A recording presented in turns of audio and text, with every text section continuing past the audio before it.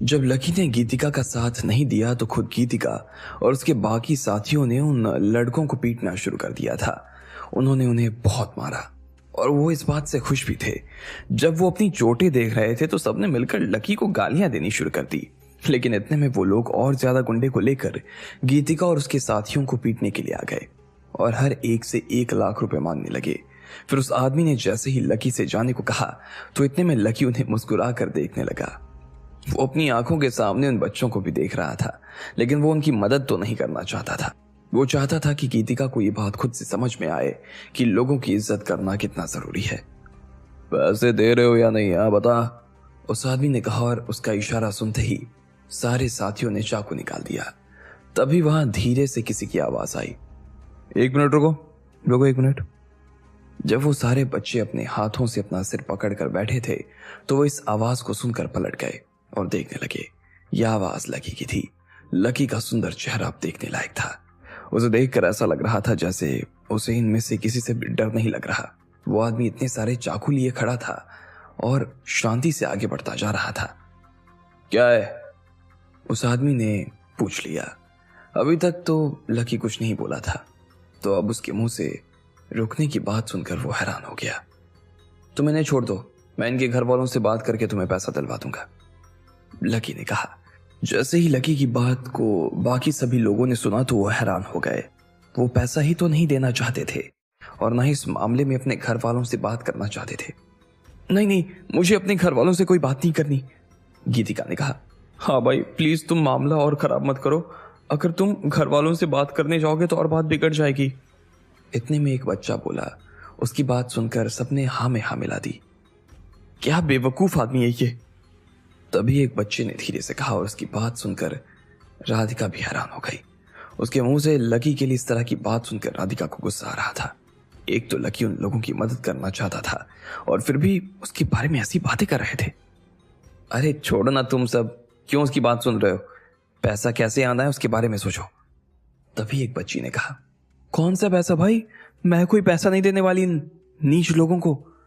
इतने में गीतिका का पारा फिर से गर्म हो गया। अगर उसे पैसे देने ही होते तो वो 6,000 रुपए देकर मामला खत्म कर सकती थी। लकी ने जैसे उसके मुंह से ये सुना तो वो उसे देखने लगा। फिर उसने राधिका से अपना फोन निकालने को कहा और किसी एक आदमी को मैसेज भिजवा दिया। उसके बाद बस वो अपने हाथ बांधकर खड़ा रहा और जो हो रहा था वो देखता रहा। इधर वो आदमी जो सभी बच्चों को धमका रहा था, जब उसने लकी को देखा तो उसे अजीब सा डर लगने लगा। उसे लग रहा था लकी कोई छोटा मोटा आदमी तो नहीं था। अगर ऐसा होता तो वो यहाँ खड़ा नहीं होता, लेकिन फिर भी उसे याद आया कि उसे तो पैसे लेने थे, इसलिए उसने सभी बच्चों को देखा और फिर से धमकी देने लगा। अगर मुझे पैसे नहीं मिले ना, मैं तुम सबकी टांगे तोड़ दूंगा और इन लड़कियों की तो मैं। भाई इसमें प्लीज कुछ कम कर लो ना। एक काम करो, एक आदमी से 1,000 ले लो, बाकी सबसे हो जाएंगे ना तुम्हारे अच्छे खासे पैसे, एक चश्मे वाले लड़के ने कहा। उस आदमी को गुस्सा आया और उसने उस बच्चे के गाल पर 2-3 तमाचे जड़ दिए। अगर 10 मिनट में पैसा नहीं दिया ना तो मैं तुम सबकी उंगलियां कटवा दूंगा। और इतने में वो आदमी गीतिका के पास आया और उसका हाथ पकड़ लिया। वो उसे जबरदस्ती अपनी जगह से उठाने लगा। जैसे ही लकी ने देखा तो उसके दिल में एक हलचल सी हो गई। गीतिका उसका हाथ छुड़वाने की कोशिश करने लगी, लेकिन उस आदमी ने उसे और कसकर पकड़ लिया। फिर कभी वो उसके बालों के साथ खेल रहा था तो कभी उसके गालों पर उंगलियां फिराकर हंस रहा था। गीतिका बीच बीच में लकी को देख रही थी। लकी भी उसे देख रहा था, लेकिन शांत। इतने में फिर से राधिका ने लकी का हाथ पकड़ लिया। वो घबरा रही थी। उस आदमी के साथ में जितने भी लोग आए थे वो सभी जोर जोर से हंस रहे थे और अब उन्होंने अपने लिए भी लड़कियां देखनी शुरू कर दी। वो एक एक करके हर लड़कियों की तरफ आगे बढ़ते जा रहे थे। गीतिका उससे हाथ छुड़वाने की कोशिश कर रही थी, लेकिन छुड़वा नहीं पा रही थी। वो जोर जोर से चिल्लाने लगी, लेकिन उसकी चीख की वजह से बाकी लोग और ज्यादा जोर से हंसने लगे। दूर हट जाओ उससे।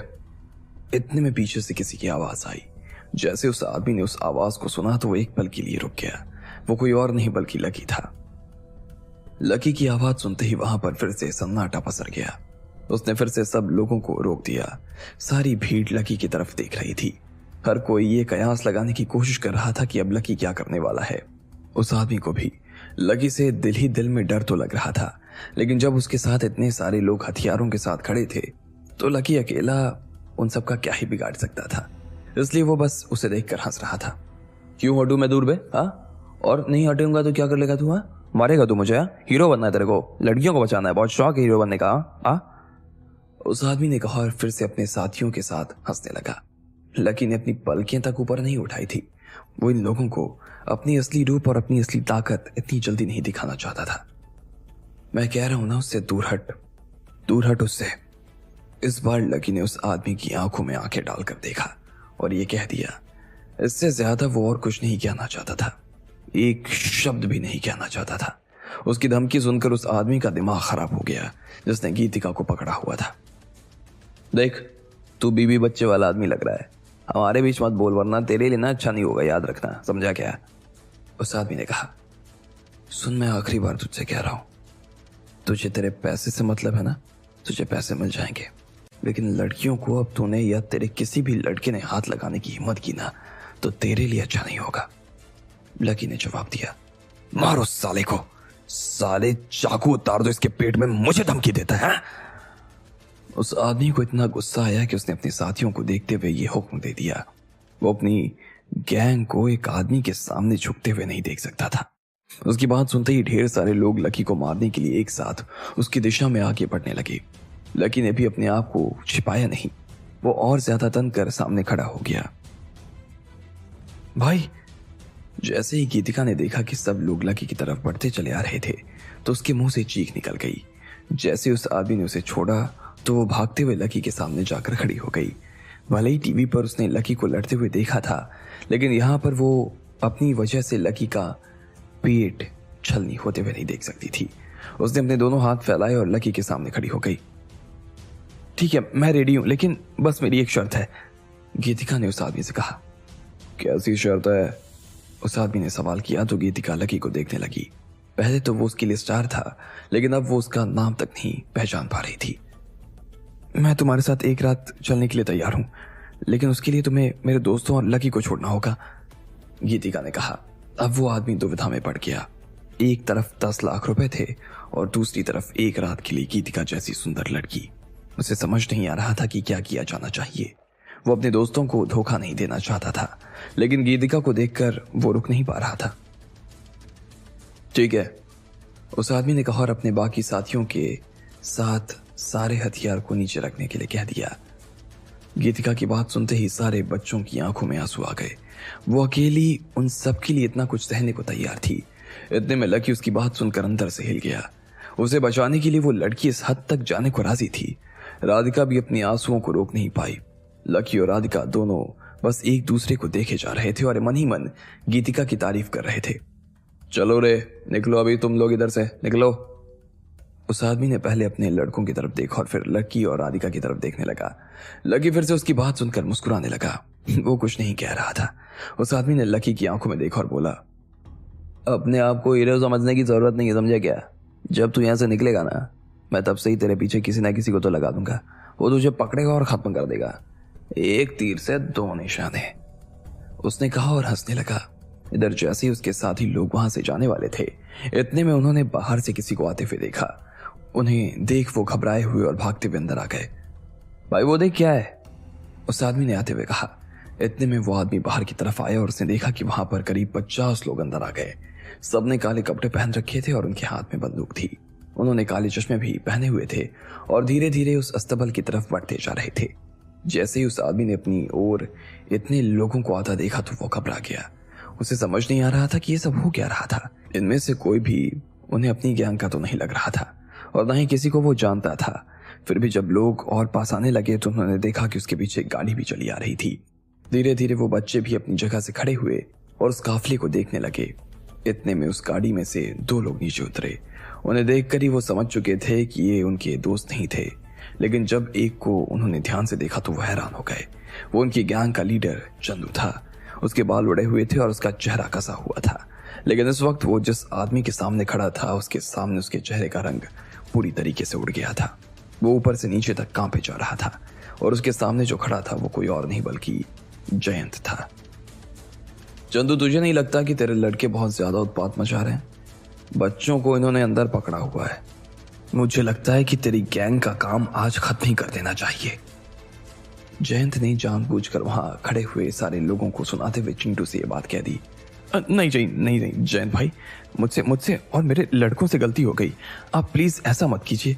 मैं प्रॉमिस करता हूँ कि आज के बाद ऐसी भूल कभी नहीं होगी, किसी हाल में नहीं होने दूंगा मैं, चंदू ने कहा। जयंत खड़ा होकर अपनी नाक खुजा रहा था और उसे ऐसा करते हुए देखकर चंदू का डर और ज्यादा बढ़ गया। इधर इस पीले बालों वाले आदमी की जितनी भी हेकड़ी थी 10 मिनट में गायब हो गई। वो चंदू से ज्यादा कांप रहा था। देखते ही देखते उसकी पैंट कब गीली हो गई उसे पता नहीं चला। जयंत भाई, इस गलती की माफी के लिए मुझे क्या करना होगा आप बताओ। हम तो बस अपना बिजनेस चला रहे हैं और अपने बिजनेस को हम बंद भी नहीं होने देना चाहते हैं। चंदू मुस्कुराने की पूरी कोशिश कर रहा था, लेकिन उसके चेहरे पर मुस्कान आने का नाम नहीं ले रही थी। उसे डर लग रहा था कि अगर एक भी गलत शब्द उसके मुंह से निकला तो उसके टुकड़े टुकड़े कर दिए जाएंगे। बाकी सब लड़कों की भी यही हालत थी। जयंत ने पहले चंदू को देखा और फिर दूर खड़े लकी को देखने लगा, लेकिन लकी को देखकर उसके चेहरे के भाव में कोई बदलाव नहीं आया। लकी ने राधिका को जब मैसेज भेजने के लिए कहा था तो साथ में यह भी लिखवाया था कि उसके और जयंत के बीच क्या रिश्ता है। इसका किसी को पता नहीं चलना चाहिए। खुद लकी को भी नहीं पता था कि जयंत के पास में इतने सारे आदमी थे। नहीं नहीं, अब किसी चीज की माफी नहीं मिलने वाली है। जो आदमी बच्चों के साथ ऐसा करते हैं उसे किस बात की माफी मिले भाई। हाँ, जयंत ने कहा। हाँ अंकल, और इसने तो मेरे साथ जबरदस्ती करने की कोशिश की। इतने में गीतिका ने आगे आते हुए कहा। यह सुनते ही चंदू और उसके बाकी लड़कों के कान खड़े हो गए। अब आगे क्या होने वाला था, क्या करने वाला था जयंत इनके साथ में, और कौन थी गीतिका? आपको क्या लगता है क्या होंगे इन सभी सवालों के जवाब? कमेंट बॉक्स में कमेंट करके हमें जरूर बताएं, और सभी सवालों के जवाब को जानने के लिए सुनते